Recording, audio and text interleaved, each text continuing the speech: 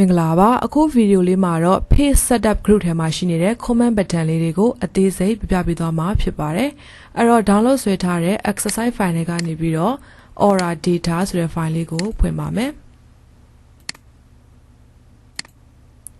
ပြီးရင် page layout tab ကိုတစ်ချက်နှိပ်မယ်အဲ့ဒါကနေပြီးတော့မှ page setup group ပေါ့နော် page setup group တွေကပထမအဆုံးသော comment button ကတော့ margin ပေါ့အဲ့တော့ margin ဆိုတာကစာရွက်တစ်ရွက်ရဲ့အပေါ်အောက်ဘယ်ညာအကွာအဝေးကိုပြောတာကွာ normal margin ကိုရွေးထားမယ်ဆိုလို့ရှိရင် top နဲ့ bottom အပေါ်နဲ့အောက်က 0.75 လက်မရှိမယ် left နဲ့ right က 0.7 လက်မှာ header နဲ့ footer နဲ့က 0.30 ရှိမှာပေါ့ကွာ white ကိုရွေးထားမယ်ဆိုလို့ရှိရင်တော့အကုန်လုံးအပေါ်အောက်ဘယ်ညာကတလက်မစီ header footer က 0.5 ပေါ့အဲ့တော့ keyboard ကနေပြီးတော့ control နဲ့ P နဲ့ကိုတစ်ချက်နှိပ်လိုက်မယ်ဒါဆိုအခုဒီမှာမြင်နေရတဲ့အတိုင်းပေါ့နော်ပေါ်အောက်ဘယ်ညာဒါတွေကို margin လို့ခေါ်တယ်နောက်တစ်ခုကကြတော့ orientation ပေါ့ orientation မှာ2မျိုးရှိမယ် portrait နဲ့ landscape ပေါ့နော်ကိုကစာရွက်ကို down လိုက်ထုတ်ချင်တယ်ဆိုလို့ရှိရင် portrait ရွေးပေးရမယ်အလျားလိုက်ထုတ်ချင်တယ်ဆိုလို့ရှိရင်တော့ landscape ပေါ့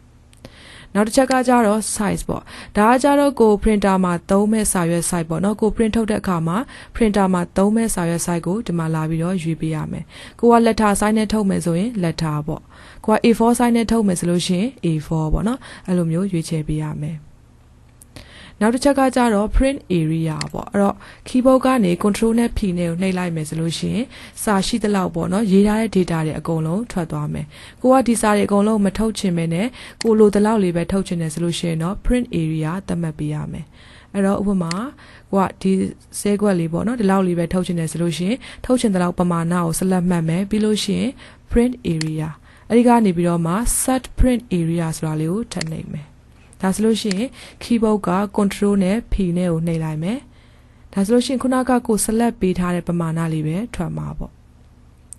အဲ့တော့အခုဒီမှာသတ်မှတ်ထားတဲ့ print area ကိုပြန်ပြီးတော့ဖြုတ်ချင်တယ်ဆိုလို့ရှိရင် print area တွေကိုပြန်ဝင်မယ် clear print area ပေါ့နောက်တစ်ချက်ကကြတော့ break ပေါ့နော်အဲ့တော့ break မလုပ်ခင် keyboard ကနေပြီးတော့ control နဲ့ down arrow key နဲ့တစ်ချက်နှိပ်လိုက်မယ်ဒါဆိုလို့ရှိရင်ဒီ sheet ထဲမှာ row အကြောင်း120ရှိတာပေါ့အဲ့တော့ကိုကဒါကိုမှ control P နှိပ်ပြီးတော့မှဒီ row အကြောင်း120လုံးကိုစာရွက်တစ်ရွက်ထဲမှာထုတ်လိုက်မယ်ဆိုလို့ရှိရင်ဒီစာတွေကဒီ data တွေကအရန်အောင်မှာတေးသွားမှာပေါ့တေးလေးပဲမြင်ရမယ်အဲ့တော့စာရွက်လေးတွေကိုပိုင်းပြီးတော့ထုတ်ကြည့်မယ်အဲ့လိုမျိုးပိုင်းချင်တဲ့အခါကျလို့ရှိရင် page break တုံးပေးရမယ်အဲ့တော့ page break ပိုင်းဖို့အတွက်အရင်ဦးဆုံးဒီအောက်ခြေက view button 3ခုတွေကနေပြီးတော့မှနောက်ဆုံးက page break preview ဆိုတာလေးကိုနှိပ်ထားပေးရမယ်ဒါဆိုလို့ရှိရင်ဒီမှာဆိုရင် page 1ဆိုပြီးတော့အခုလက်ရှိမှာတော့ဒါ row ကြောင်း120လုံးကစာရွက်တစ်ရွက်ထဲမှာပဲရောက်နေမှာပေါ့အဲ့တော့သူ့ကိုစာမျက်နှာ4ရွက်ပိုင်းလိုက်မယ် row ကြောင်း30ကိုတစ်ရွက်နဲ့4ရွက်ပိုင်းလိုက်မယ်အဲ့တော့ရင်ဦးဆုံး120ရှိတာဖြစ်တဲ့အတွက်တစ်ကနေပြီးတော့30အထိကိုတစ်ရွက်ထားမယ်အဲ့တော့အဲ့လိုမျိုးလုပ်ချင်တယ်ဆိုလို့ရှိရင်31ကိုမှတ်ပေးရမယ်ပြီးလို့ရှိရင်တော့ break ထဲကနေ insert page break ပေါ့ဒါဆိုလို့ရှိရင်တစ်ကနေပြီးတော့30အထိကတစ် page ဖြစ်သွားမယ်31ကနေပြီးတော့ကျန်တဲ့120အထိက page 2ဆိုပြီးတော့ဖြစ်သွားမယ်အဲ့တော့နောက်တစ်ရွက်ထပ်ပိုင်းမယ်31ကနေပြီးတော့60အထိကိုတစ်ရွက်ထပ်ထားမယ်အဲ့လိုမျိုးလုပ်ချင်တယ်ဆိုလို့ရှိရင်61ကိုမှတ်မယ်ပြီးလို့ရှိရင် break ထဲကနေ insert page break ဒါဆိုလို့ရှိရင်31ကနေပြီးတော့60အထိက page 2ပေါ့ပြီးလို့ရှိရင်61ကနေပြီးတော့60အထိကိုတစ်ရွက်ထပ်ပိုင်းမယ်အဲ့တော့61ကိုမှတ်မယ်ပြီးရင် break ထဲကိုသွားမယ် insert page break ပေါ့ဒါဆိုလို့ရှိရင်အခု page 4ရွက်ပိုင်းပြီးသွားပြီပေါ့နော်အဲ့တော့ page 4ရွက်ပိုင်းပြီးသွားပြီဖြစ်တဲ့အတွက် keyboard က control နဲ့ P နဲ့ကိုတွဲနှိပ်ကြည့်မယ်ဒါဆိုလို့ရှိရင်ဒါ page 1ရွက်ပေါ့နော်ဒီအောက်မှာလည်းကြည့်လို့ရမယ်စုစုပေါင်း4ရွက်ပေါ့ဆိုရင်2ရွက်3ရွက်4ရွက်ပေါ့ဒါပေမဲ့အဲ့လိုပိုင်းလိုက်တဲ့အခါမှာဒီထိတ်ဆုံးက1ရွက်ပဲခေါင်းစဉ်ပါတယ်ဒီကြံတဲ့စာမျက်နှာ2 3 4ပေါ့ဒီမှာလေဆိုလို့ရှိရင်ခေါင်းစဉ်တွေမရှိတော့အဲ့တော့ခေါင်းစဉ်ဘယ်လိုမျိုးပြန်ပြီးတော့တက်ရမလဲဆိုလို့ရှိရင်တော့ဒီ page setup group ရဲ့နောက်ဆုံးမှာရှိနေတဲ့ print title ဆိုတာလေးကိုသုံးပြီးတော့တက်ပေးရမယ်အဲ့တော့ print title ဆိုတာလေးကိုတစ်ချက်နှိပ်လိုက်မယ်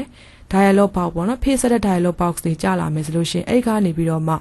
rows to repeat at top ပေါ့နော်အဲ့မှာရှိနေတဲ့ဒီမြားလေးကိုတစ်ချက်နှိပ်လိုက်မယ်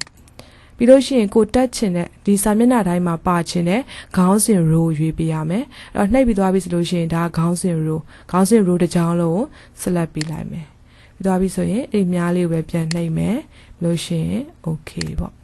ဒါဆိုလို့ရှိရင် control P နဲ့ပြန်ကြည့်မယ်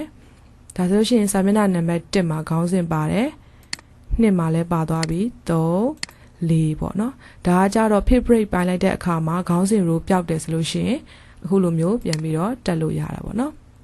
ဒါဆိုလို့ရှိရင် page setup မှာနောက်ဆုံးတစ်ခုပဲကျန်မယ် background ပေါ့နော်အဲ့တော့အဲ့ဒါမလုပ်ခင်မှာဒီ view button 3ခုကနေပြီးတော့မှ normal view ပြန်ထားလာလိုက်မယ်ဒါကကြတော့အခုဒီဆဲခွက်တွေရဲ့နောက်ခံ background ထည့်တာပေါ့နော်အဲ့တော့ background ဆိုတာလေးယူလိုက်မယ်ပြီးလို့ရှိရင်ကိုကline ချိတ်ထားတယ်ဆိုလို့ရှိရင် online ကနေရှာလဲရတယ်ဒါမှမဟုတ်ဘဲနဲ့ကိုယ့်ရဲ့ set ထဲမှာရှိပြီးသားပုံလေးကိုယူသုံးလဲရတာပေါ့နော်အဲ့တော့ walk offline ဆိုတာလေးကိုပဲနှိပ်လိုက်မယ်ဆိုရင်ကိုယ့်ရဲ့ set ထဲမှာကို background ထားခြင်းတဲ့ပုံလေးတစ်ပုံရွေးပြီးတော့ insert ပေါ့ဒါဆိုလို့ရှိရင်ဒါနောက်ခံ background ဝင်သွားပြီပေါ့နော်ဒီ background လေးကိုပြန်ပြီးတော့ဖြုတ်ထားခြင်းနဲ့ဆိုလို့ရှိရင်လည်းဒီမှာ delete background ပေါ့ဒါလေးကိုနှိပ်ပြီးတော့ဖြုတ်လိုက်ရုံပဲအဲဆိုလို့ရှိရင်ဒါအခု video လေးထဲမှာဆိုလို့ရှိရင်တော့ဒီ page layout tab ထဲမှာရှိနေတဲ့ page setup group က comment button လေးတွေကိုလေ့လာခဲ့ရတာပဲဖြစ်ပါတယ်ကျေးဇူးတင်ပါတယ်